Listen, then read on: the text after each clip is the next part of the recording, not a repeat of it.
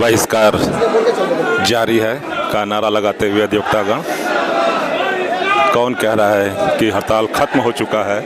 हड़ताल बिल्कुल खत्म नहीं हुआ है, हड़ताल जारी है।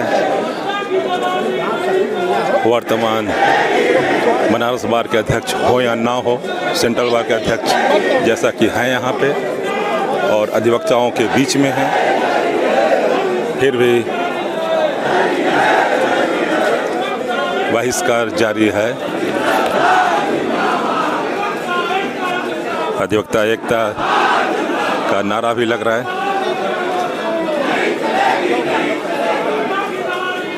ये अधिवक्ताओं का उग्र रूप ही है, जैसा कि हमने अभी 2 दिन पहले के वीडियो में बताया था कि अधिवक्ता अग्रसारित हो रहे हैं उग्र रूप के लिए।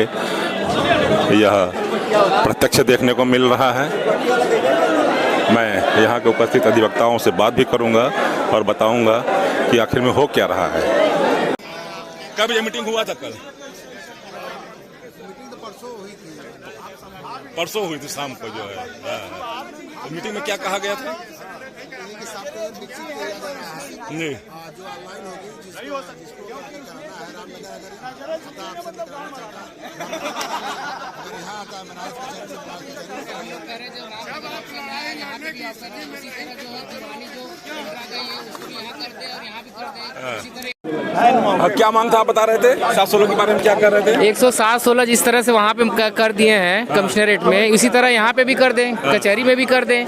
जिस अधिवक्ता को वहाँ जाना होगा वहाँ जाएगा, जिसको यहाँ कराना होगा। जब एक ऑप्शन है सबके लिए, वही ऑप्शन सारे मुकदमे के लिए किया जाए, तब जाके ठीक है। रजिस्ट्री ऑफिस के लिए कर दें, हर जगह फिर ऑनलाइन कर दें। ये ऑप्शन दोनों जगह दिखा रहा है कि नहीं? नहीं, खाली एक जगह दिखा रहा है, दिखा रहा है खाली रामनगर में। इसलिए हड़ताल खत्म करने कोई उचित नहीं है। जनरल बॉडी जो डिसीजन लेगी वही हम लोग करेंगे। खत्म हुआ है। जनरल बॉडी जो डिसीजन लेगी अब वही होगा। और कल खत्म किसने किया? अध्यक्ष महामंत्री जी, ज्वाइंट अध्यक्ष जी। धन्यवाद, बताते हैं। मैं काशी प्रांगण से रुद्रनाथ मिश्रा बोल रहा हूँ। इस समय मैं बनारस में कचहरी है। जैसा कि आप लोग देख रहे हैं कि 5-7 दिन से ये बनारस कचहरी में जो हड़ताल चल रहा है अधिवक्ताओं का, इसमें सीनियर से लेकर के जूनियर तक और नवयुवक तक सभी अधिवक्ता इसमें शामिल हो रहे हैं। और जैसा कि बताया जा रहा है कि परसों रविंद्र जायसवाल जी के कुछ आश्वासन पर कुछ अध्यक्ष महोदय लोग हड़ताल को खत्म कर दिए, लेकिन उस हड़ताल के खत्म की बात को कोई अधिवक्ता मानने को तैयार नहीं है। इस पर आज जो है 7 तारीख है, लेकिन फिर भी सारे अधिवक्ता इस धरना स्थल पर जुटे हुए हैं। मैं यहाँ पे उपस्थित अधिवक्ताओं से बात करना चाहूँगा और मैं भाई साहब से बात करना चाहूँगा। अपना नाम बताएं और बताएं कि आपका। मैं ओम शंकर श्रीवास्तव जी। जब ज्वाइंट बार जो है जी एक निर्णय लिया है तो उनके पास भी तो जनाधार है, लेटेस्ट जनाधार है। अच्छा, ये रहता कि एक बार मान लीजिए कि हमारे साथ रहता, एक नहीं रहता, तब तो हम ये जीत पाते।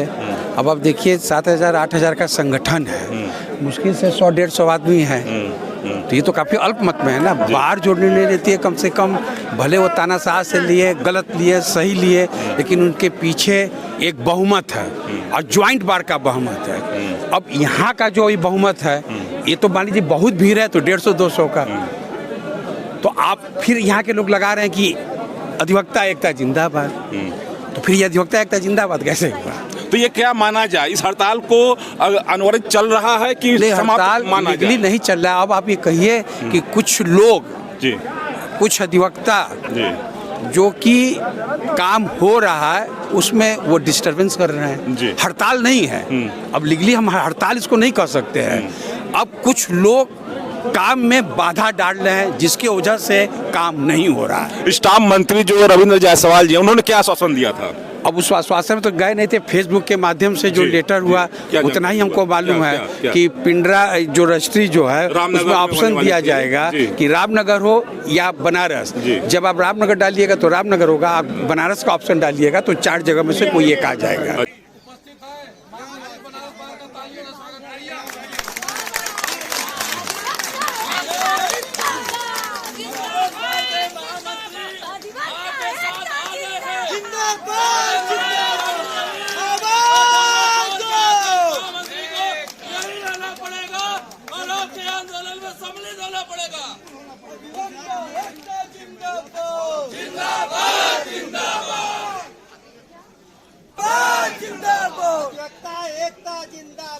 हम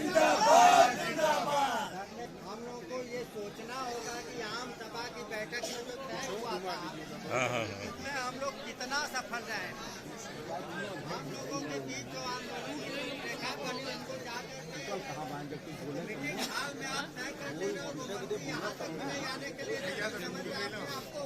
हम 6 दिन हो गए नहीं लड़ पाएंगे।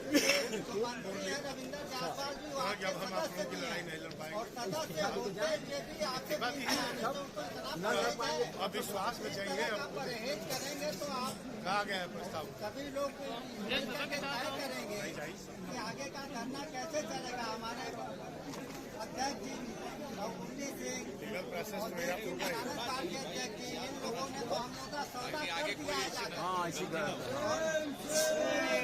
और अधिवक्ताओं के मान प्रतिष्ठा को उन्होंने रविंद्र जायसवाल से कमरों तले गिरवी रख दिया है। कम से कम हम लोग अब संघर्ष करके इस स्थिति को ले आएंगे। अधिकारियों 10,000 8,000 अधिवक्ताओं का सम्मान बचा रहे हैं और आज जरूरत है सम्मान बचाने की लड़ाई लड़ने की। दलाली बंद करो, बंद करो, बंद करो, दलाली बंद करो, बंद करो, बंद करो। और सबसे पहले मैं ही प्रस्ताव दिया था। आज मैं अपने भाई बहनों के साथ और कंधे से कंधा मिला के खड़ा हूँ और कल से ये सुनने में आ रहा है कई हमारे वरिष्ठ अधिवक्ता ने कहा कि आपने अपना प्रस्ताव वापस ले लिया इसलिए उन्होंने इसको व्यवस्था दे दिया। आप लोग भी यहाँ थे, मैंने कोई प्रस्ताव वापस नहीं लिया था और मैं आज भी कायम हूँ अपने प्रस्ताव पे और आप लोगों के साथ जब तक मांगे पूरी नहीं हो जाती है। तो हमको अभी बहुत ज़्यादा कुछ नहीं करना है। मैंने प्रस्ताव वापस नहीं लिया है। आप लोग सुन लीजिए, आप मीडिया वाले भी हैं, आप इसको लिख भी सकते हैं, टेलीकास्ट भी कर सकते हैं कि मैंने कोई प्रस्ताव कल वापस नहीं लिया था। ये बिना वजह विरोधी गुट द्वारा एक अफवाह फैलाया जा रहा है कि प्रेम प्रकाश गौतम ने अपना प्रस्ताव वापस ले लिया इसलिए ये व्यवस्था दे दी गई। मैंने कतई वापस नहीं लिया। मैं अपने प्रस्ताव पर आज भी कायम हूँ और युवा अधिवक्ता भाइयों बहनों के साथ तक वो टेबल नहीं किया जाता है। टेबल होने के बाद वो प्रस्ताव आम सभा का होता है और उसको वापस लेने का अधिकार आम सभा के पास होता है। बीच में हमारे अध्यक्ष महोदय, चुने हुए अध्यक्ष महोदय यहाँ आए, उनके साथ एक टीम आई हुई है। जिस टीम ने बाउंसरों की टीम उसको बाउंसर आप लोग कह सकते हैं, बाउंसर कह सकते हैं। उनको बाउंसर की आवश्यकता भी थी। यह सही है कि उनको बाउंसर की आवश्यकता थी। स्वागत है, स्वागत है। पूर्व लोकप्रिय अध्यक्ष बनारस बार पंडित धीरेन्द्रनाथ शर्मा जी, पूर्व महामंत्री ओम प्रकाश पांडे जी लोग आए हैं। मैं इनका शुक्रिया करता हूँ, धन्यवाद करता हूँ। हमारे बड़े भाई रमेश उपाध्याय जी, अध्यक्ष जी, इस सभा का संचालन कर रहे पूर्व महामंत्री और बार काउंसिल के प्रत्याशी भाई प्रदीप राय जी पढ़ने में अंदर दिखाई दिए थे।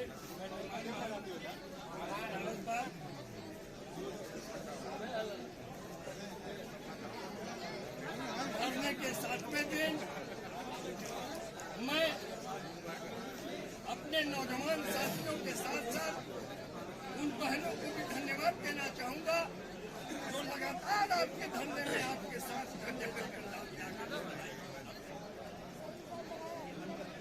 निसंदेह हमारे साथ छल किया गया।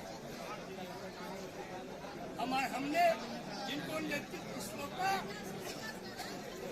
उन्होंने यहाँ पर तो बहुत ऐसी बातें की जिससे इन नौजवान साथियों को यह विश्वास हो गया था कि हमारी लड़ाई को अंतिम तक ले जाकर के जैसा कि आप लोग सुन रहे थे कि आज 7वां दिन हो गया है कचहरी में हड़ताल चलते हुए, लेकिन बताया जा रहा है जो स्टाम्प मंत्री हैं रविंद्र जायसवाल जी, उन्होंने अपने सर्किट हाउस में बुलाया और यहाँ के अध्यक्ष द्वय से बात किया, जिसमें सारे अधिवक्ता भी थे, और हड़ताल को समाप्त कर दिया गया जो है। उसके बावजूद भी हड़ताल चल रहा है। जो पूर्व पदाधिकारी भी हैं, इन लोगों के द्वारा हड़ताल को कंटिन्यू चलाया जा रहा है। इस पर मैं वर्तमान अध्यक्ष दी बनारस बार एसोसिएशन से मैं बात करना चाह रहा हूँ। सर, आप अपना नाम बताएं और अपना पद बता दें। मैं अवधेश कुमार सिंह, अध्यक्ष बनारस बार एसोसिएशन वाराणसी। ये बताइए सर जी कि आप 6 तारीख को वो सर्किट हाउस में आप लोगों को बुलावा हुआ, आप लोग गए, वहाँ बातचीत हुआ और हड़ताल को समाप्त करने की घोषणा कर दी गई और आप लोगों ने हड़ताल समाप्त भी किया। इसके बावजूद आज जो है वहाँ भीड़ लगी हुई है, हड़ताल चल रहा है, इसमें क्या कारण है? 6 तारीख को स्टाफ मंत्री से वार्ता हो गई, उन्होंने बात मान लिया कि जिन मोहल्लों 22 मोहल्लों के बारे में गजट हुआ था उसके विपरीत अमेंडमेंट हो गया कि नहीं, उनकी रजिस्ट्री वाराणसी में ही होगी, और एक ऑप्शन दिया कि अगर कोई चाहे तो रामनगर जा सकता है। इसके बाद धरना स्थल पर तमाम आम सभा बैठी हुई थी, उसमें सारे लोगों को, वक्ताओं को बुलवाने के बाद धरना को समाप्त कर दिया गया। आज 7 तारीख से काम हो रहा है, अदालतों में काम हुआ है, 10-15 रजिस्ट्री भी हुई है। उसके बाद कुछ समर्थित लोग हैं, उन लोगों ने एक राजनीतिक साजिश के तहत इस मुद्दे को लेकर के अवैध तरीके से धरने पर बैठे हुए हैं। ऐसा मैंने सुना, मैं गया नहीं था।